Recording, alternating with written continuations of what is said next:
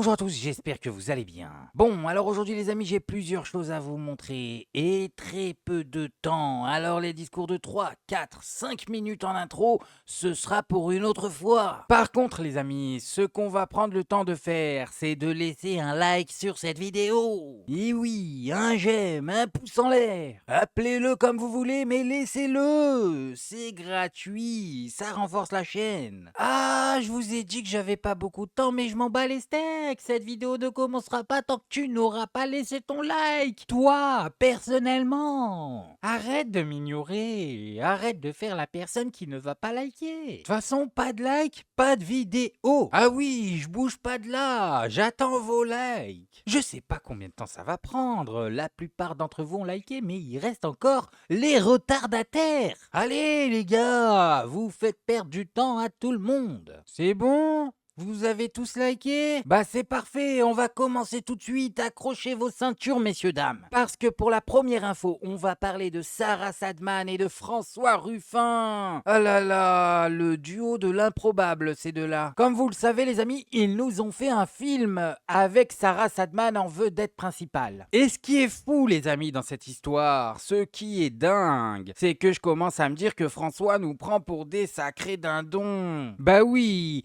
le gars a recruté Sarah Sadman. Il a fait tourner Sarah Sadman. Il en a fait sa vedette. Il a payé Sarah Sadman. Il est allé sur le tournage tous les jours et il a parlé avec elle. Mais aujourd'hui, qu'est-ce qu'on nous explique sur ces news? Que François Ruffin refuse de faire des interviews avec Sarah Sadman par conviction politique. Ok, alors en fait, quand il y a de l'argent en jeu, le gars devient paillasson, mais quand il n'y a plus d'argent dans la balance, le gars récupère ses convictions politiques. Ah, bah c'est un concept. Sarah Salman qui sort un film. Qui participe dans un film plutôt, mais Oui. oui, tout à fait. Vous avez Avec François Ruffin. François Ruffin, mais alors du coup il est plus. Il veut pas faire la promotion avec moi du film. Non, parce que vous venez sur CNews. Et surtout parce que C'est vous là. Non, mais c'est vrai. c'est moi caricaturé, oui. Ouais. C'est En formidable, raison, c'est-à-dire que comme vous venez sur CNews, il veut pas apparaître avec vous alors qu'il vous a fait tourner dans le film. Il y a une raison qui au-dessus et qui est dans le communiqué de presse, c'est Non mais avant de connaître la raison que vous avez tous devinée, regardez-moi cette affiche. Au boulot. Non mais qui a envie de voir ça? Qui a envie de voir ça? Sarah Sadman au pays des prolos. Et après quoi? Vous allez nous faire le 2, Sarah Sadman au pays des clodos? Et en plus, quel était l'objectif de tout ça? Faire changer Sarah Sadman? La faire évoluer? Non, parce que si c'était ça l'objectif, on a juste à l'écouter pour comprendre qu'elle n'a pas changé. C'est la même. Bon, en plus riche peut-être. Avec vous alors qu'il vous a fait tourner dans le film. il y a une raison qui au-dessus et qui est dans le communiqué de presse, c'est pour mes positions pour Israël. Compte tenu de mes positions concernant le conflit israélo-palestinien que je refuse d'infléchir et que je n'infléchirai pas, Oui. pour moi, il veut faut plus un vous soutien parler. inconditionnel à Israël. Il refuse d'être à mes côtés. Je pense qu'il est victime du sectarisme de sa pensée, tout simplement. Moi, j'accepte de faire la promotion avec lui. Lui considère que mes positions envers Israël manquent d'humanité. Pour Gaza, etc. Alors ça a toujours été comme ça. Hein. Bon, Il a un pied là, on ne sait pas trop. Lui-même ne sait pas ce qu'il pense. D'accord, mais Les amis, je crois que c'est la première fois de ma vie que je suis d'accord avec Eric Nolot. C'est fou! Comme quoi tout arrive. Je n'ai aucune confiance en la position de François Ruffin. Ah mais c'est très simple, aucune. Attendez, mais qu'est-ce que c'est que ça? Ces positions ne te dérangent pas pour le tournage. Quand tu as choisi Sarah Sadman pour en faire le personnage principal de ta daube, là, il y avait rien du tout qui te dérangeait. T'as signé les contrats, t'as signé les chèques. Mais par contre, monsieur, quand il faut se mettre devant une caméra, il ne veut pas être associé à elle. Mais allez, va te cacher, Ruffin. Tu veux pas qu'on t'associe à elle alors que t'as fait d'elle ton associé sur le papier. Si t'étais vraiment impliqué dans la cause que soi-disant tu cites, la cause qui soi-disant te dérange dans le cas de Sarah Sadman, mais tu serais y allé sur le plateau. Tu lui aurais parlé, tu l'aurais mis face à ses contradictions devant tout le monde. Mais non, tu fais pas ça, tu la laisses partir toute seule, aller faire sa pub de son côté. Et vous savez pourquoi, les amis? Parce que François Ruffin veut un maximum de public. Du coup, qu'est-ce qu'il s'est dit? Il s'est dit, moi je vais faire la pub à gauche et elle va faire la pub à droite. Bon, et alors les amis, je voulais vous montrer autre chose. Vous n'êtes pas sans savoir que notre pays est en train de couler. Ah, ça tout le monde le dit, à droite, à gauche, au milieu. Il n'y en a pas un qui dit qu'on n'a pas de trou dans la coque. Eh ben vous savez quoi les amis? L'univers est taquin, il aime bien rigoler. Regardez-moi ce qui s'est passé hier à l'Assemblée et dites-moi si l'image n'est pas vraiment frappante.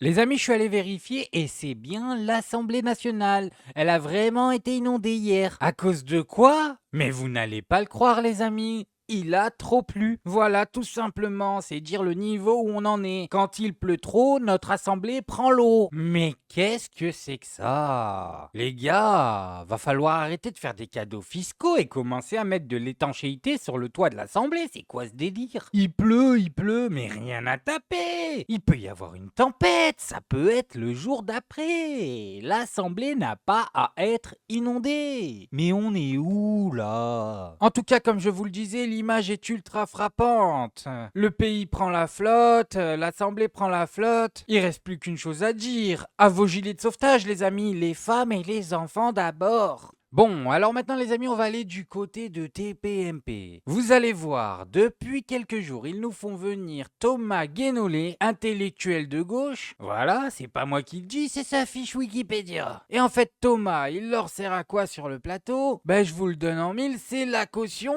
de gauche. Voilà, c'est l'opposition, le pluralisme. Parce qu'au bout d'un moment, à mon avis, ils se sont dit que Gilles Verdez, c'était peut-être un peu abusé. Et Thomas, ça va, franchement, il parle bien. Mais le problème, c'est que je crois qu'il a pas compris où il avait atterri. Ah mais oui les amis, il s'est cru chez les Barbapapa. Le gars pensait sincèrement pouvoir dire tout ce qu'il voulait sur le plateau de TPMP. Oh c'est mignon, mais naïf quand même. Rima Hassan, je voudrais d'abord la féliciter publiquement parce que je trouve qu'elle plaide très bien le respect du droit international en ce qui concerne la cause palestinienne. Tu plaisantes, j'espère. Et c'est rare. Ah, tu plaisantes. Et c'est sur ce point,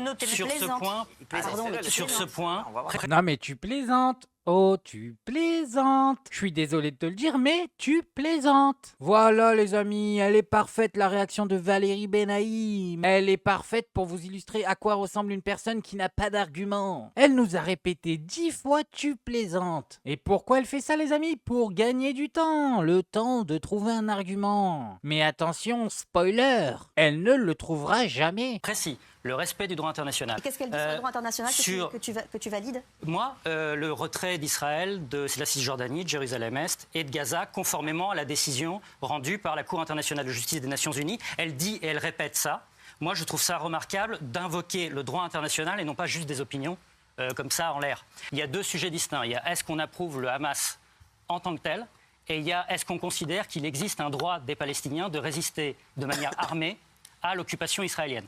C'est deux sujets distincts. J'ai dit et répété que le Hamas est une organisation terroriste et islamiste, et c'est juste pour moi de l'ordre du constat factuel. Et j'ai dit et répété que Benyamin Netanyahou est un criminel de guerre, et pour moi, ça aussi, c'est aussi un constat factuel. Donc mes opinions, elles sont parfaitement claires là-dessus. Ah là là, Thomas. Non mais c'est bien, je suis d'accord avec toi. Hein. Mais tu le sais, tu viens de perdre ton siège à TPMP. Mais oui, qu'est-ce que tu crois? Tu viens de dire sur TPMP que Rima Hassan était une personne exceptionnelle. Attends, c'est pas sérieux. Ça fait des mois que Cyril fait le boulot pour que tout le monde pense le contraire. Et toi, tu viens, tu sabotes tous les efforts. Non mais c'est dingue ça les amis. Il y en a vraiment qui pensent qu'à leur petite tête. Non, mais pour être sérieux, je ne sais même pas comment Thomas ne s'est pas dit que s'il formulait cette pensée, c'était sa dernière émission. C'est pourtant évident. On a tous vu ce qui s'est passé pour Karim Zeribi, alors que Karim Zeribi, Cyril l'aimait bien. C'était son pote un peu. Bah, il a voulu parler en direct pendant une émission, on ne l'a plus jamais revu sur TPMP. Allez, je suis mauvaise langue, on l'a revu une fois. Ils l'ont mis tout au bout de la table en quarantaine.